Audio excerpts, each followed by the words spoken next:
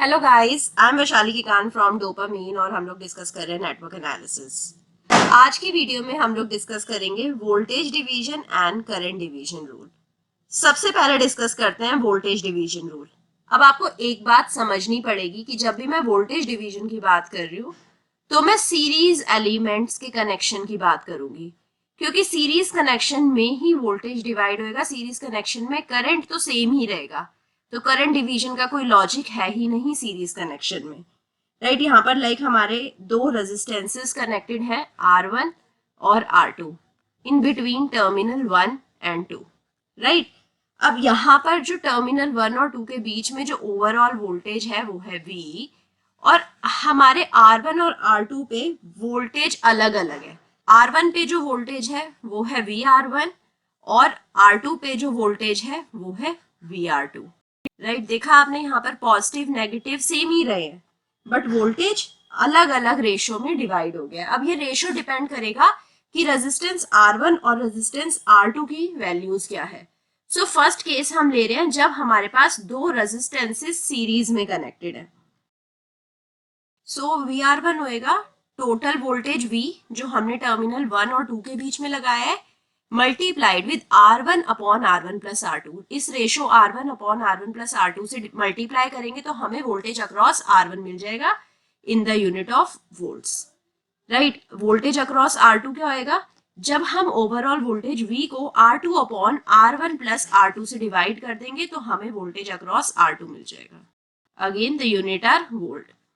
अब जो second case है वहां पर दो इंडक्टर सीरीज में कनेक्टेड है। So overall voltage across terminal 1 and 2 V ही है। VL1 और VL2 क्या होएगा, VL1 होएगा voltage across the inductor L1। Right, so यहाँ पर हम इंडक्टर की बात कर रहे हैं। जो ओवरऑल वोल्टेज है V उसको मल्टीप्लाई करेंगे रेशो से L1 upon L1 plus L2। So V multiplied with L1 upon L1 plus L2 gives me voltage across inductor 1 in volt. Right? So unit volt ही रहेगी। Similarly आप voltage across inductor L2 भी लिख सकते हैं, तो यहाँ पर न्यूमरेटर में L2 आ जाएगा, डिनोमिनेटर में L1 plus L2। So now similarly हमारे पास दो कैपेसिटर सीरीज में कनेक्ट हो सकते हैं। कैपेसिटर के केस में वोल्टेज डिवीजन कैसे लिखेंगे, अगर V C1 की बात कर रहे हैं तो यहाँ पर न्यूमरेटर में कैपेसिटेंस C2 रहेगा, डिनोमिनेटर में C1 plus C2 unit volt. V across C2 क्या हो जाएगा, यहाँ पर न्यूमरेटर में हमारे पास C1 आएगा, सो V into C1 upon C1 plus C2 volt. So now the next case will be for the conductance. दो कंडक्टेंस भी सीरीज में कनेक्ट हो सकते हैं। दो कंडक्टेंस अगर सीरीज में कनेक्टेड है तो उस केस में क्या होएगा, वोल्टेज डिवाइड हो जाएगा। Vg1 और Vg2 की रिप्रेजेंटेशन होगी यहाँ पर, और Vg1 क्या होएगा, V into G2 upon G1 plus G2। Similarly Vg2 क्या होएगा, यहाँ पर V मल्टीप्लाई होएगा रेशो से जहां पर न्यूमरेटर G1 है।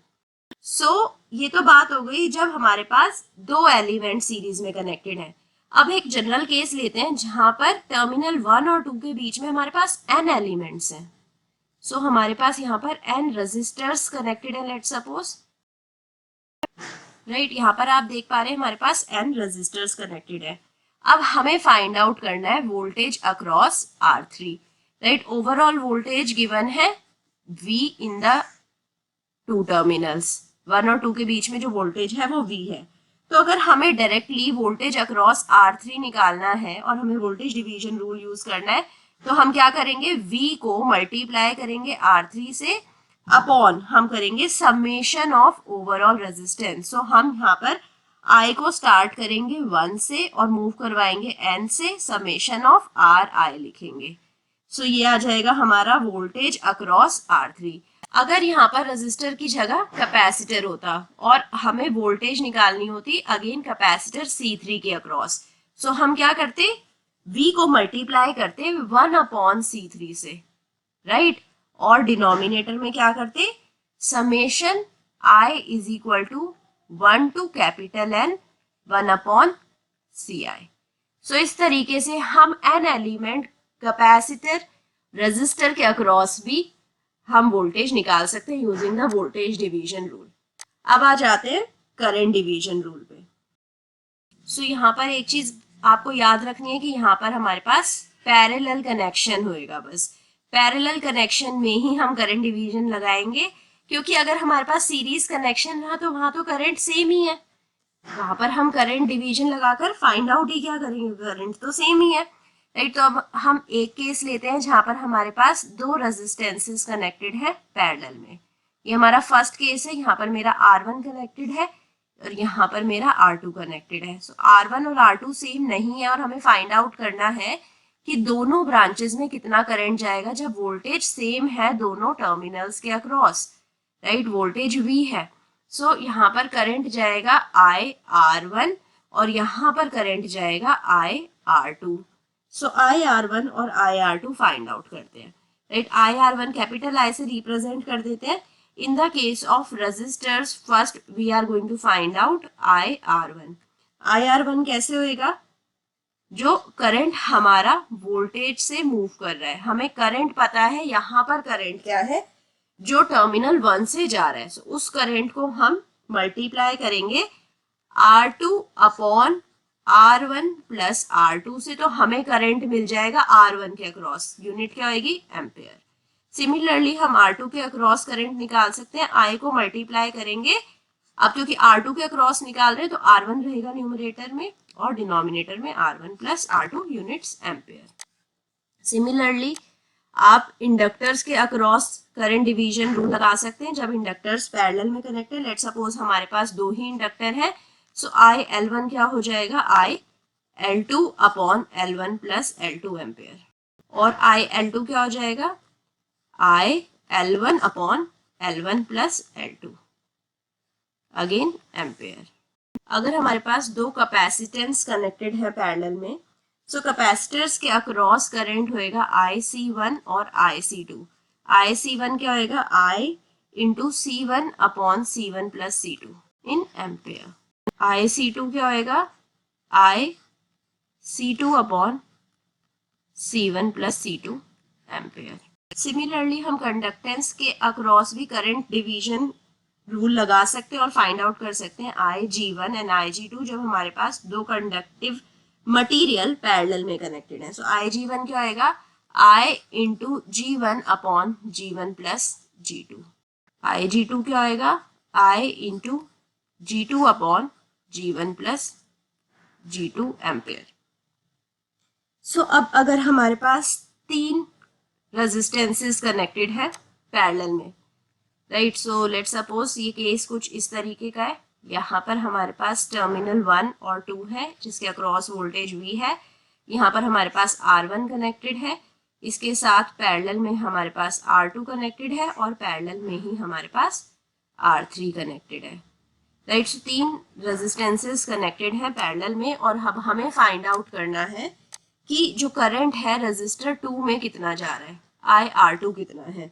सो IR2 को हम डायरेक्टली लिख सकते हैं I into R1 R3 upon R1 R2 plus R2 R3 plus R1 R3, right. So जिस भी ब्रांच के अक्रॉस निकालना है उसको हम न्यूमरेटर में नहीं रखेंगे। सो R2 के अक्रॉस निकालना था, सो उस केस में हम R2 को न्यूमरेटर से ओमिट कर देंगे, R1 R3 होएगा अपॉन जो तीन पॉसिबल कॉम्बिनेशन हो सकती हैं, R1 R2 plus R2 R3 plus R1 R3। अगर हमारे पास तीन कैपेसिटर्स हैं, राइट, और तीन कैपेसिटर पैरेलल में कनेक्टेड है और हमें IC2 निकालना है, सो IC2 क्या होएगा, 1 upon C1 multiplied with 1 upon C3 और डिवाइड किससे करेंगे, 1 upon C1 into 1 upon C2 plus 1 upon C2 into 1 upon C3 plus 1 upon C3 into 1 upon C1। सो इस तरीके से हम करंट अक्रॉस सेकंड कैपेसिटर भी निकाल सकते हैं। अब अगर हमारे पास चार रेजिस्टर्स पैरेलल में कनेक्टेड है और हमें करंट निकालना है रेजिस्टर 4 के अक्रॉस, सो I को हम मल्टीप्लाई करेंगे, न्यूमरेटर में रहेगा R1 R2 R3, क्योंकि रेजिस्टर 4 के अक्रॉस करंट निकालना है उसको हम नहीं लेंगे, डिनोमिनेटर में 4 पॉसिबल कॉम्बिनेशन रहेंगी, R1 R2 R3 plus R2 R3 R4 plus R3 R4 R1 plus R4 R1 R2। I hope आपको समझ आ गया होगा कि पैरेलल में अगर हमारे पास एलिमेंट्स कनेक्टेड है तो हम current division rule different elements पर कैसे लगा सकते हैं। एंड ऑल्सो सीरीज में जब एलिमेंट्स कनेक्टेड हैं तो वोल्टेज डिवीजन रूल हम डिफरेंट एलिमेंट्स पे कैसे लगा सकते हैं। अगर आपको कोई डाउट अभी भी रह गया है तो डाउट को कमेंट सेक्शन में जाकर लिख दीजिए। I will be trying to resolve your doubt as soon as possible. Like, subscribe और शेयर कर दीजिए video and also give me your feedback. Meet me soon the next class जहां पर हम delta to star transformation discuss करेंगे। Again a very important video, क्योंकि delta to star transformation बहुत सारे कॉम्पिटिटिव एग्जाम, बहुत सारे यूनिवर्सिटी एग्जाम में डायरेक्टली पूछ लिया जाता है। बहुत इंपॉर्टेंट टॉपिक है। Meet me soon, till then bye bye, take care, thank you.